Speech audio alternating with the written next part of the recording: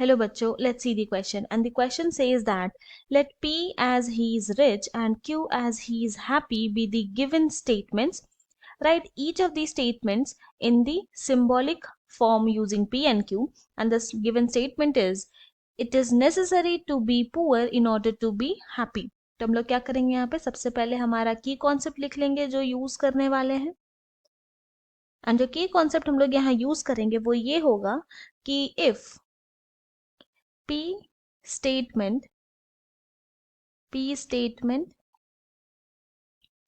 is given, then negation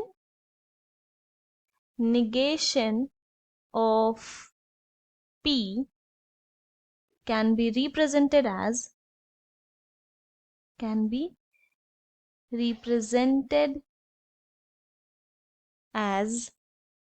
negation of P. Now अब इसकी concept का यूज करके हम अपने क्वेश्चन को सॉल्व करेंगे. तो यहाँ पे हमें क्या बोला गया है कि P एंड Q स्टेटमेंट्स है. P स्टेटमेंट है he is rich and Q statement है ही इज हैप्पी. तो हमारा जो निगेशन ऑफ P है यानी कि नेगेटिव सेंटेंस ऑफ P, ये क्या हो जाएगा? ही इज पुअर, क्योंकि रिच का ऑपोजिट पुअर होता है और वी कैन से रिच का नेगेटिव वर्ड पुअर होगा. फिर उसके बाद नेगेशन ऑफ क्यू क्या हो जाएगा? ही इज अनहैप्पी, क्योंकि हैप्पी का ऑपोजिट अनहैप्पी हो जाएगा.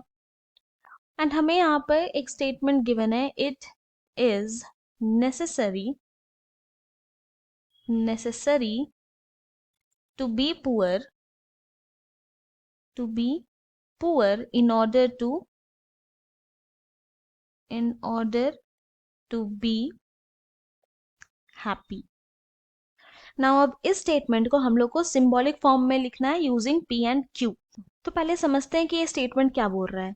ये बोल रहा है कि it is necessary to be poor in order to be happy. मतलब कि अगर खुश रहना है तो पुअर मतलब गरीब रहना जरूरी है. तो अब अगर इसको सिंबॉलिक फॉर्म में लिखे तो हम लोग इस तरह से लिख सकते हैं, Q tends to negation of P. हम लोग ऐसा लिख सकते हैं और यही हमारा फाइनल सोल्यूशन है. तो hence the required symbolic form of given statement